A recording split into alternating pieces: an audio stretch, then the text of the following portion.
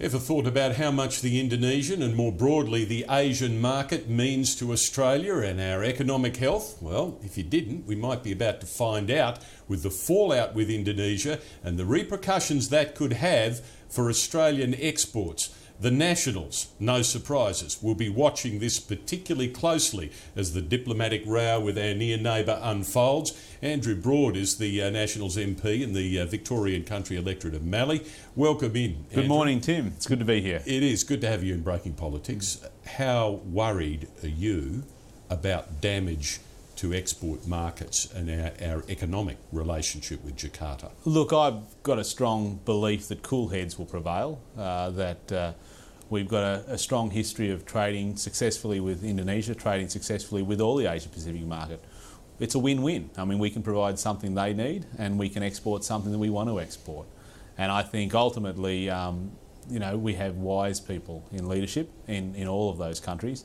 And I think, whilst there's a bit of ambiguity and some disruption going on at the moment, I think ultimately the future for the relationship is strong. It does mean, though, in these few days, and maybe it's a lot more than a few days yet, but in these days where Indonesia is feeling injury and insult, our diplomats have got a critical job to do at all kinds of levels, right? At a trade level, among others. Well, that's right. I mean, there's no doubt that we've got to engage. But look, the relationship is having some tumultuous times, as we're hearing the commentary in the media, and I don't want to provide commentary about the issue of phone tapping. But what I do want to say is that I think the relationship is strong.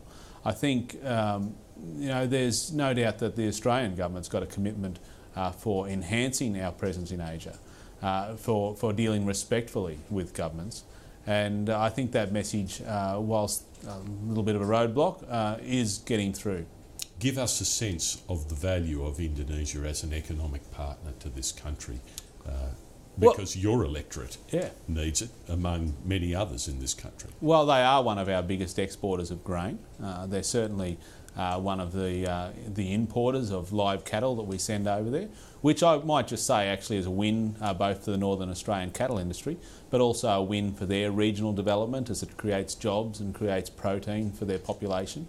All of these things benefit both countries, and increasingly we're seeing stone fruits and table grapes and quite a bit of things going into the Asia-Pacific region. Indonesia is our closest neighbour, and I think there's strong synergies to be built as they increase their wealth and their changes of diet that come out of that, and Australia benefits in providing some of those food products into that country. But Andrew, given the importance of Indonesia, the broader Asian market, to your constituents, let alone the rest of the country, aren't you getting any pressure that says, we need to calm this quickly, we need to get back to an even keel with Indonesia fast, or we'll suffer economically? So the question is whether I'm getting pressure from people in my electorate about it? No, I'm not. No. At the end of the day, people trust the government of the day to deal with issues of diplomacy. And I think the issues of trade and the issues of diplomacy have always ran separately, and I think mature heads will prevail in this situation. That's a great show of faith in a government that's still young in terms of its foreign policy expertise. Oh, well, I would imagine that the Prime Minister is getting well advised by people with a lot of experience in these areas. So, issues of foreign policy are something that the government of the day hands over notes to the government previous, and that's as it should be. There's a lot of bipartisanship when it comes to dealing with foreign policy, and I think that is what Australians expect. Just on the bipartisanship, what struck you about the way that Labor has been approaching this issue in the last couple of days? Look, I think they're falling in behind the Prime Minister's call, and that's how it should be.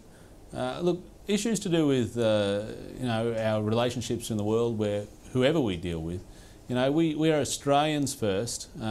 We have difference of political opinions about how our country should and shouldn't be run, but we are Australians first, and it's important that all members of Parliament remember that. Fundamentally, do you agree with the Prime Minister's approach that he will not say sorry for what's happened here, or what even allegedly might have happened? Do you agree with that? Look, Tim, I'm not going to provide a commentary on what the Prime Minister is saying. The Prime Minister's made his stance very clearly in the Parliament. He's declaring what he thinks should be done, and I'm a humble backbencher who sits there and supports the role of the executive in this situation, and I do so personally. You are wearing an Australia-made badge on your lapel today, which is quite significant in this circumstance because it does underline now, it used not to, but it does now underline, doesn't it, the importance of our trade into Asia. Look, that's right. So some of the things that happen in the House here aren't just what goes on in the actual chamber. So today I've got a meeting with the Agriculture Minister and the board that I've facilitated of Australian made, Australian grown, talking about the value of both appealing to the patriotism of Australians to purchase Australian products, but increasingly the value of using a brand Australia, the Australian made, Australian grown logo, into the Asia Pacific region to promote the products that we produce. I mean, we've got people now that manufacture beds and sell beds into China. We've got people that are taking high value horticulture and taking that into China, taking that into the Asian region. And I think the value of the kangaroo on the logo certainly helps that brand recognition in those countries. Now, just to close on the GrainCorp issue, has anything moved that you've seen in recent times in terms of how you think GrainCorp is likely to be considered by the government, or your hopes that the government will consider the concerns of regional Australia on this takeover? Well, look, the process, Tim, has always been that the Foreign Investment Review Board makes a recommendation. That recommendation's passed across to the Treasurer, and then the Treasurer makes the call. Now, myself as a Member of Parliament who's got a rural constituent, it's my job to then put their concerns directly to the Treasurer, which I've done.